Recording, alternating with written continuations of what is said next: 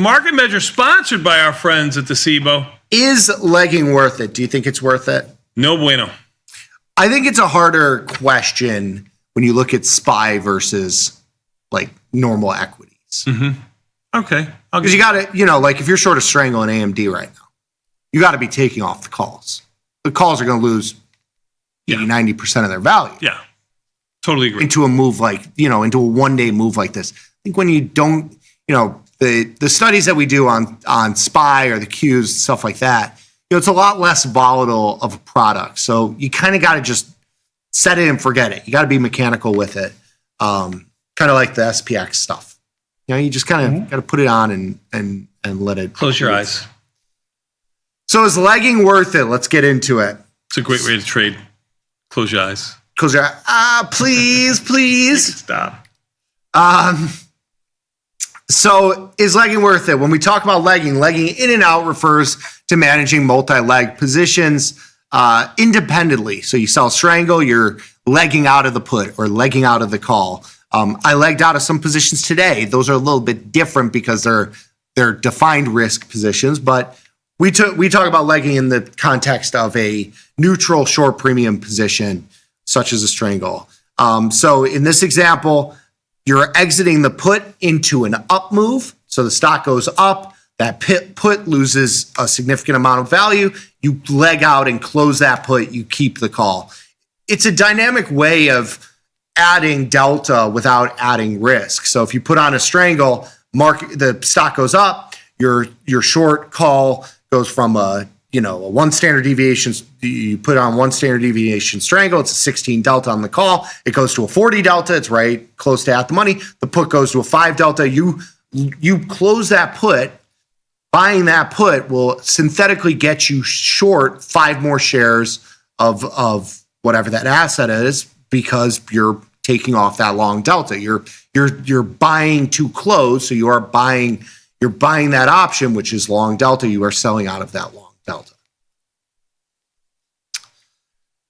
But here we're talking about legging out of a SPY Strangle, and is that the approach that you should take? So we analyze the performance of selling SPY 45-day 1 standard deviation Strangles since 2013 using 2 management approaches. So we're talking about managing the whole position at 50% of the max profit, or managing each side independently at 50%.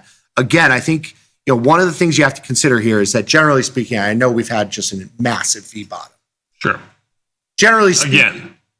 Again. That's the caveat. Like it's again. But go ahead. Like how many times can you do this? Send one more time, obviously. Generally speaking, SPY, is a lot less volatile and it has a lot less realized volatility than single name equities. So this is a much slower moving trade, generally speaking. You don't usually have the sort of tail risk. It would be, I don't think there's been a situation where you've had a 100% rally in something like you have in AMD, or Micron is up 500% this year. Those don't really happen in ETFs. You're right. Say that would be a hard occurrence to come by. So these are much slower moving trades. So we're talking about managing the whole position at 50% of the max profit, or managing each side independently at 50%. Okay.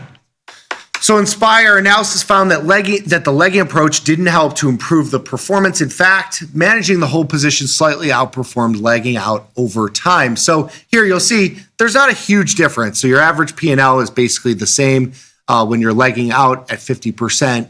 Or just managing the entire trade at 50%, the percentage of profitability, so the percentage of those trades that are profitable, pretty close there. I think the largest loss is really where the big numbers come in, and this, gets bigger as the market gets bigger. So, when we were trading SPY when it was like 300 a handful of years ago, the Strangles were a lot different, and the VIX was a lot different.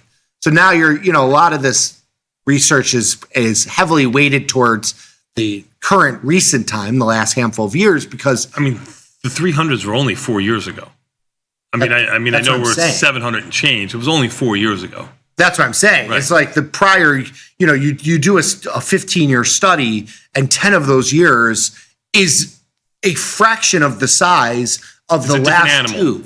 Yeah. So, you got to kind of keep that in mind here. But you will see, managing these specifically as a whole makes a lot more sense just from a risk perspective. Everything else is kind of in line, but from a risk perspective, it does make sense to kind of manage the whole trade as one position. So what about positions with other deltas such as 10, 30, or 50? So in this study that we're looking at here, we manage the 10 and 30 delta strangles at 50% of the max profit and the 50 deltas at 25%. We typically manage those straddles. If you're selling a 50 delta strangle, it's really a straddle because you're using basically the at the money strikes. We manage those a lot quicker because they're much meatier positions, much higher extrinsic value. And so we're trying to target, a smaller amount so that we can kind of cycle through those positions. And we close these positions at 21 days.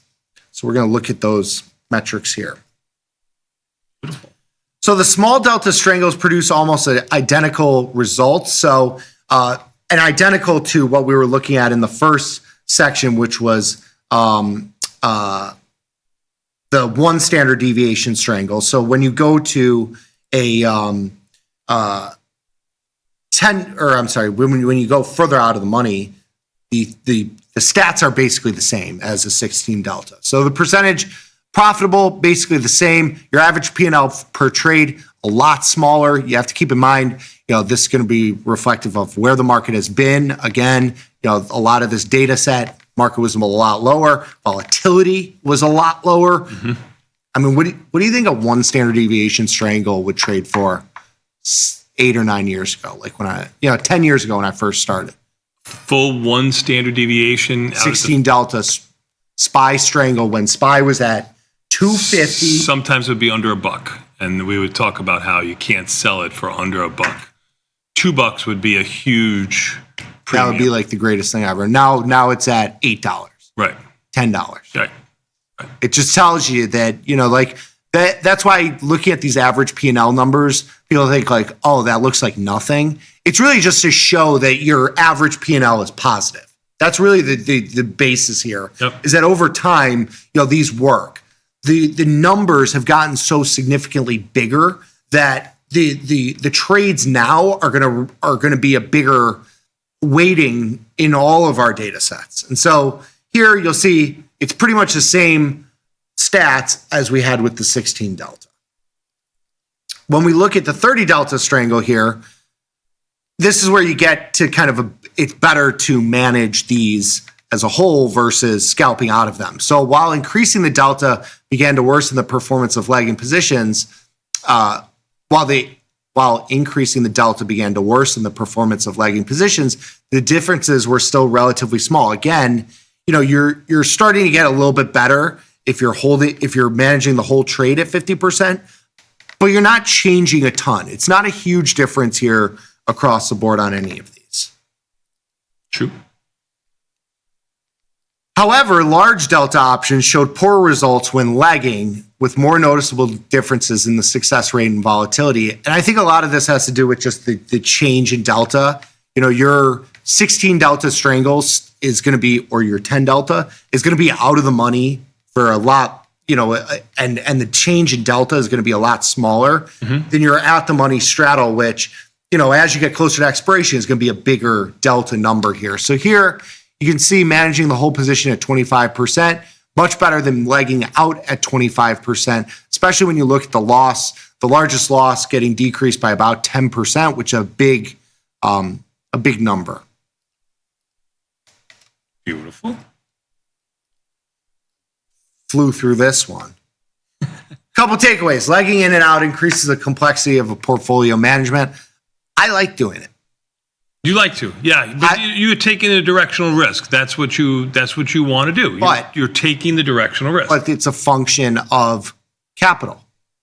It is a function of capital. It is a function of delta too. If you are comfortable with the directional risk. But I would rather leg out of a call to get more long delta than add a put. Like let's say I'm trying to get 15 deltas. Sure. Selling more contracts is more contracts, more risk. Yeah. That's right. If you're wrong. Or go to a diagonal spread. Right. Where you're But You're a not- lot of times after you cover let's say the call side, you're looking to lay it out again as we go higher. Yeah, if we You go know? higher, you're trading. Right. Yeah. Right. So you're just taking advantage of the flow of the market, being able to watch it all day long. So I get that. And by the way, Nasdaq down, back down almost 400, about 1 1/3%. Ouchie. Do I add another one? Just near its lows. Even the S&Ps are just off their lows, down 60 and change. Volatility up 17 cents, much like yesterday, although the market's moving more than yesterday.